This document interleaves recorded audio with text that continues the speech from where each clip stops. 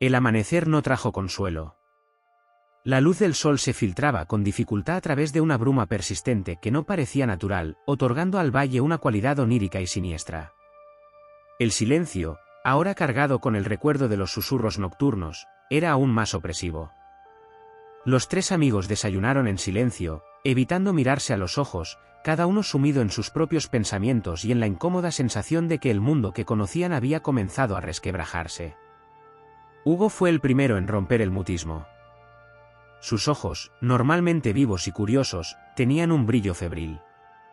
«Tenemos que documentarlo todo», dijo, su voz un poco ronca. «Los símbolos del refugio, la composición de la peña.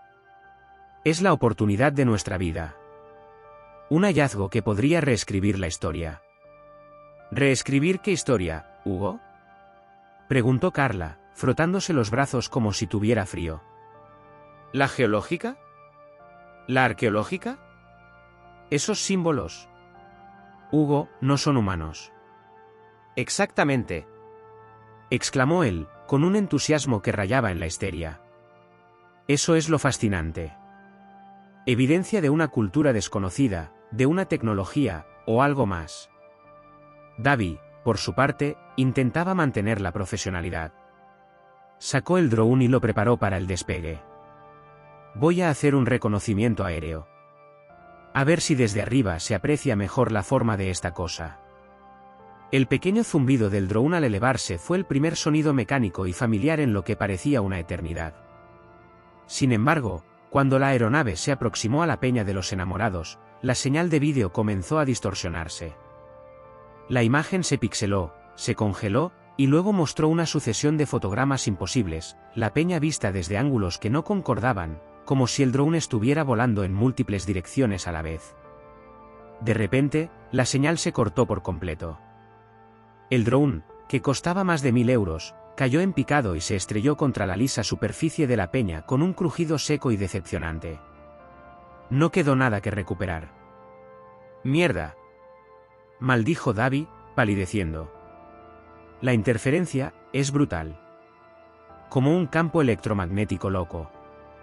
«O algo que no quiere ser observado», murmuró Carla, observando la peña con una nueva capa de aprensión. Decidieron centrarse en el refugio. Armados con linternas más potentes y el trípode de la cámara, volvieron a adentrarse en la oscuridad del arco de piedra.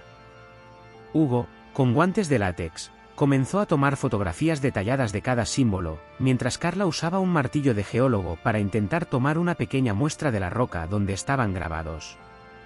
El sonido del martillo golpeando el cincel fue anormalmente apagado, como si la piedra absorbiera el impacto.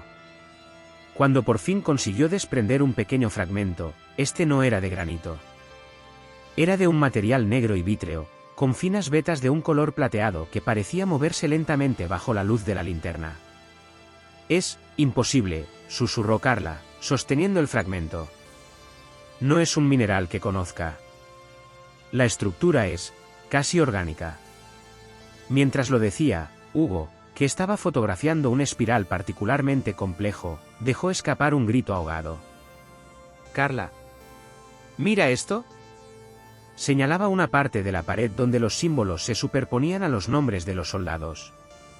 Allí, garabateado con lo que parecía carbón o sangre seca, alguien había escrito: «No duermas. Ella sueña con nosotros». Fue en ese momento cuando Hugo comenzó a cambiar. Mientras Carla analizaba su muestra y Davi intentaba recuperar algo del drone con una herramienta, Hugo se quedó sentado en una roca, frente a la entrada del refugio, contemplando la peña. Su cuerpo se puso rígido. Luego, comenzó a murmurar. Al principio, eran palabras ininteligibles. Pero pronto, la voz que salía de su boca ya no era del todo la suya. Era más grave, más antigua, salpicada de arcaísmos y de términos que no existían en ningún idioma conocido. «El eco de las estrellas que duermen bajo la piedra, no es roca, es un oído que escucha el latido de universos pasados». Carla y Davi se acercaron, alarmados. «Hugo, ¿estás bien?», preguntó Carla, tocándole el hombro. Él se volvió hacia ella, pero sus ojos no la veían.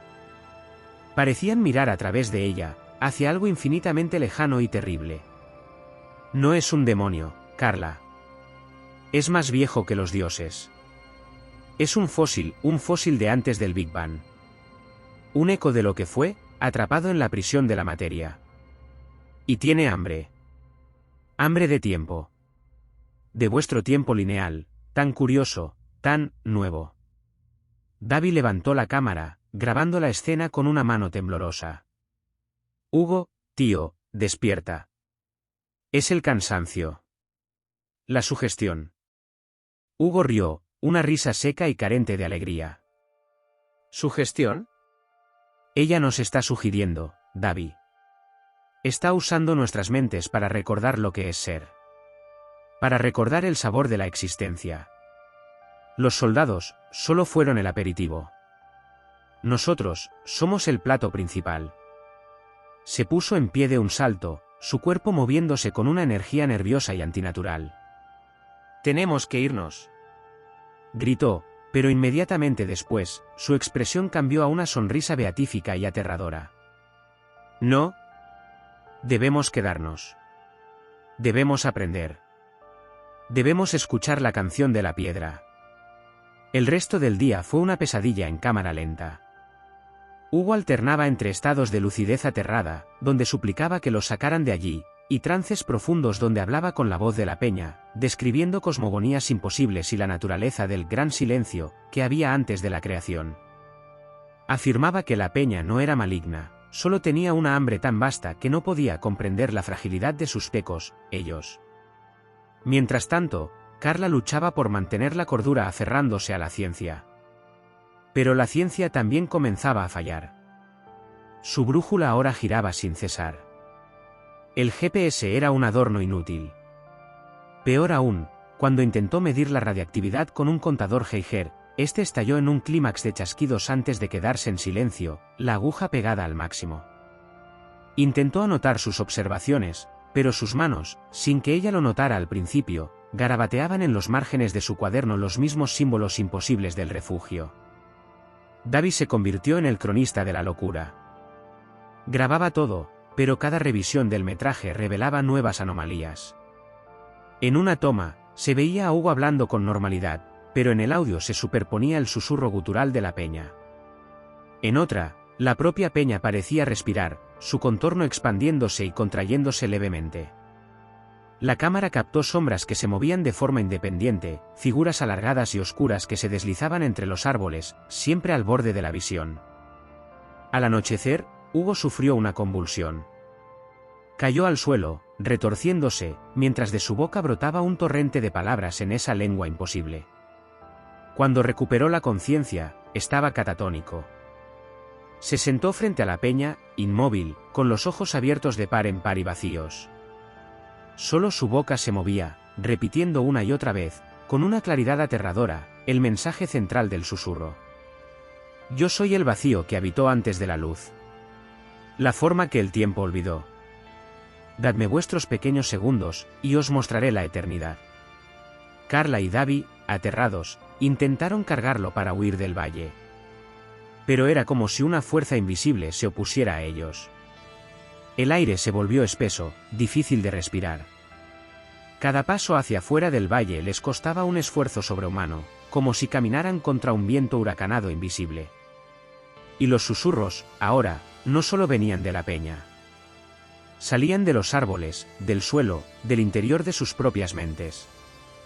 Quedaos y aprended, la insignificancia es liberadora. Finalmente, exhaustos y al borde del pánico, tuvieron que retroceder al campamento. Hugo seguía sentado, un centinela vacío frente al altar de piedra. Davi, llorando de frustración y miedo, siguió grabando. Carla se acurrucó en su tienda, tapándose los oídos con las manos, pero los susurros resonaban dentro de su cráneo. La noche los envolvió. Y entonces, la peña de los enamorados comenzó a brillar. No con una luz reflejada, sino con una luz propia, fría, verdosa, que parecía emanar de sus profundidades. Las sombras a su alrededor se alargaron, cobrando una sustancia gelatinosa y oscura. Se movían, serpenteando, acercándose al campamento. El cántico comenzó. No era un sonido, era una vibración que les sacudía los huesos y les nublaba la vista.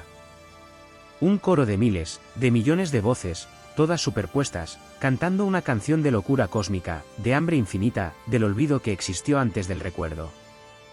Davi, en un último acto de desafío, agarró su cámara y se enfrentó a la peña, gritando: «Déjenos en paz.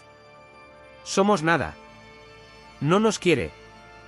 Una de las sombras, la más grande, se desprendió de la masa principal. No era una silueta, era una ausencia de luz con forma, una mancha de pura oscuridad salpicada de destellos estáticos que se asemejaban a estrellas muertas. Se abalanzó sobre Davi con una velocidad sobrenatural. Su grito fue ahogado por el estruendo silencioso del cántico.